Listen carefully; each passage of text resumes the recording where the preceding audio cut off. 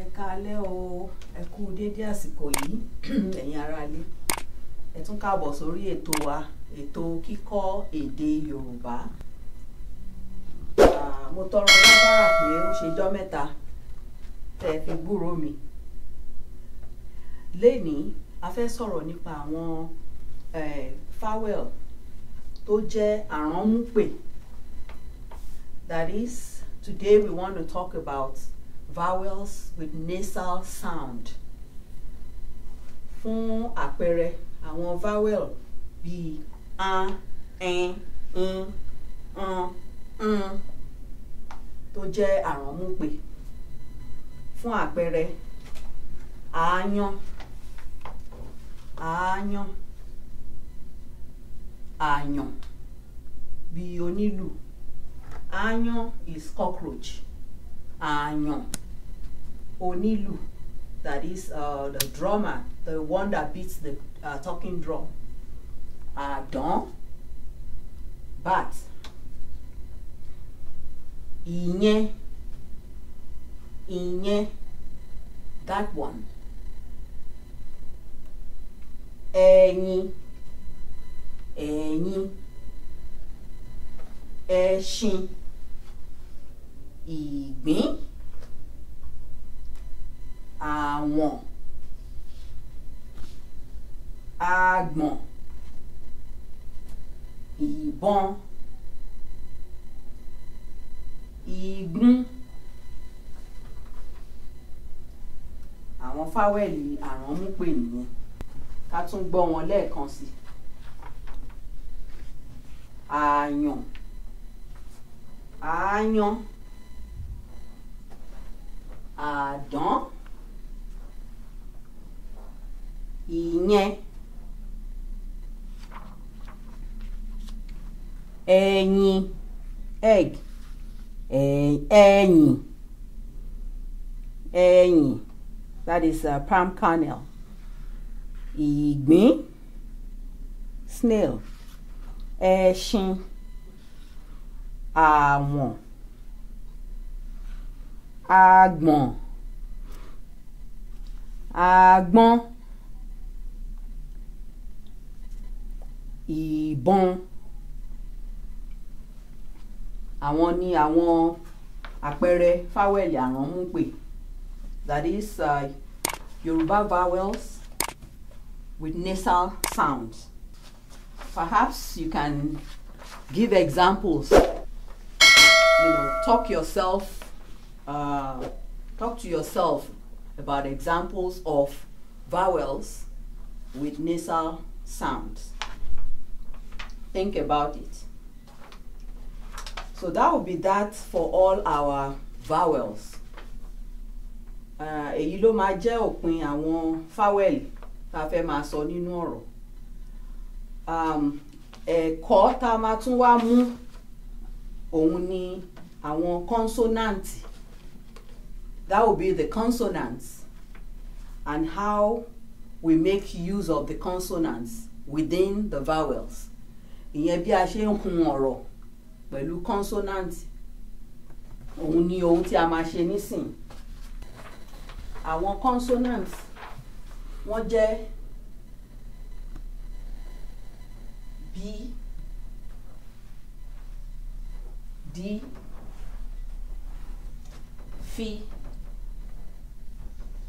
G, B, H,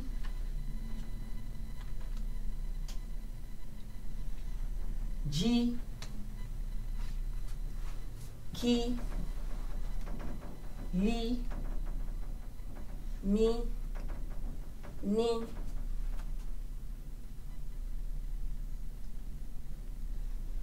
Pi, Ri, Si, Shi, Ti, Wi àti Yi. Àwọn ni àwọn kọ́nsọ́náǹtì. Tá bá fẹ́ lo bí pọ̀ mọ́ ohùn fáwẹ́lì, a sọ pé bàbá, ba ba, ọ ba bàbá, do mí ọba rere. Láti sìn lọ a ò ní máa fi àmì kankan sí orí fáwẹ̀lì tí ó bá jẹ́ re ni àmì orí ẹ̀ láti sìn lọ. Ìdí ni wípé gbogbo wa láti mọ̀ nípa àwọn àmì ohùn, a ti lè fi àmì ohùn sí àwọn ọ̀rọ̀ tí a bá pàdé. Ẹ̀bà, ẹ̀bà, do, ọbẹ̀,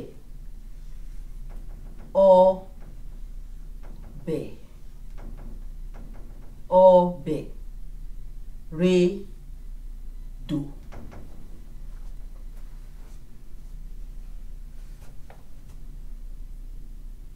Bí la ṣì ń lò bí.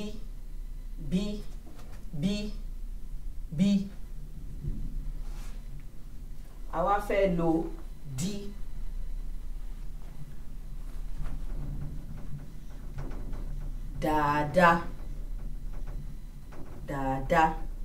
Dàda, orúkọ àmútọ̀runwá fún àwọn tí wọ́n máa ń ní irun tó lọ́pọ̀, àwọn náà ń pè ní dàda. Children born with dreadlocks are often called dada in Yoruba land. Dada, do, re, odo, re, mi, àdá, do, mi,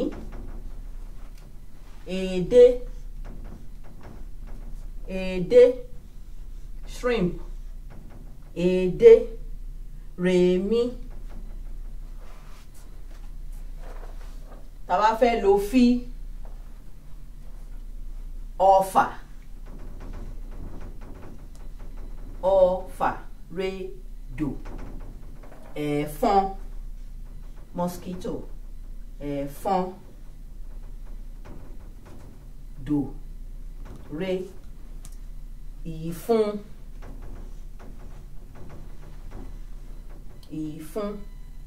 do, re,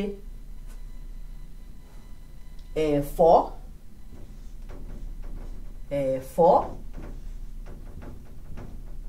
do, mi, ẹ̀fọ́. Tá bá fẹ́ lo gí, a lè sọ wípé gí eléyìí la fẹ́ lò sìn. Ìgò, do, ìgò. Bottle, igi, rere, àga, dòre, àgé, do, mi, àgé. Àgé will be kettle, àga, chair, igi, tree, ìgò, bottle. A ti parí igi, ó wá kù gbì. A lè sọ wípé àgbè, re, do, àgbè.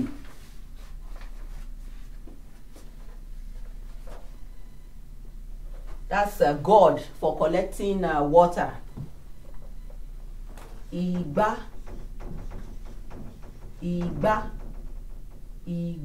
re, mi. Àgbè, re. Àgbè means begging for alms. That's àgbè. Kéèyàn ṣe àgbè. Àgbọn,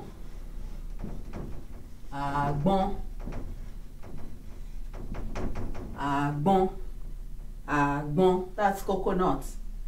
Do, re, do, re, àgbọn.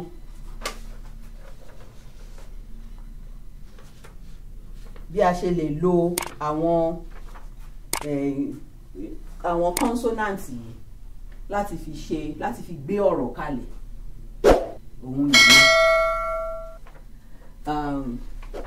Mo fẹ́ kí ẹ̀yin fúnra ara yín kí ẹ rò nínú ara yín ọ̀rọ̀ wo lẹ lè rí hí lò nínú. A lè rí Haúsá àbí hunṣọ hí máa wà nínú ẹ̀. Ihò hí máa wà nínú ẹ̀. Jagunjagun jagunjagun. Àjọ ẹjọ́. Ejò, that is snake, ejò. Kìnìún, lion, kìnìún. Labalábá.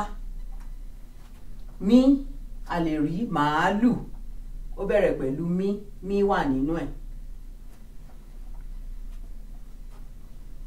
Ní, inú, ní wà nínú ẹ̀. Inú.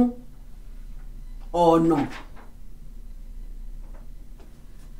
Pí, a lè rí pẹ́pẹ́yẹ, a lè rí pupa,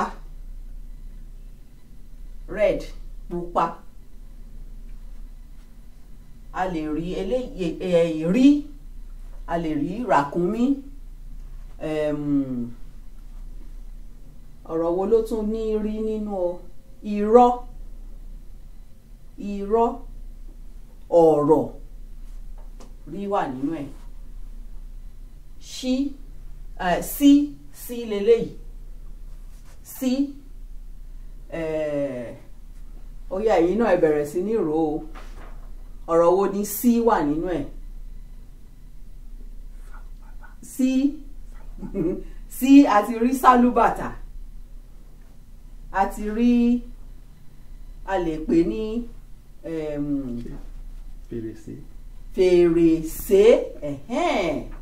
fèrèsé. Àwọn akẹ́kọ̀ọ́ kan wà níbí tó ń sọ fún mi fèrèsé. Ṣí, a lè rí ṣùgbọ́n, tó bá ní ṣùgbọ́n, tàbí ṣágo.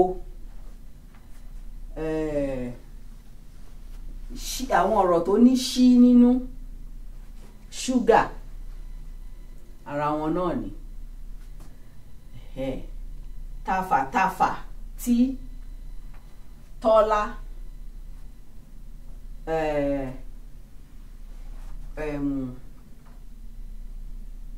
tà, kéèyàn ta nǹkan, títà, tí wà nínú ẹ̀. Then wí, a lè rí wàrà, orúkọ tó ń jẹ́ wúrà, tàbí gold, wúrà, wí nìyẹn. Àbí wá, wí nìyẹn. A rí yí, yànmùyánmú, yan, yàgò, àti bẹ́ẹ̀ bẹ́ẹ̀ lọ. Ẹ̀yin náà lè fi ṣe ìdárayá nílé kẹ́ fi mọ àwọn kọ́nsọ́náǹtì, kẹ́ fi mọ bí wọ́n ṣe ń fi wọ́n hun ọ̀rọ̀ pẹ̀lú àwọn báwẹ̀lì wa. Ó jẹ́ bẹ́ẹ̀, màá dánu dúró díẹ̀ lórí ìyẹn.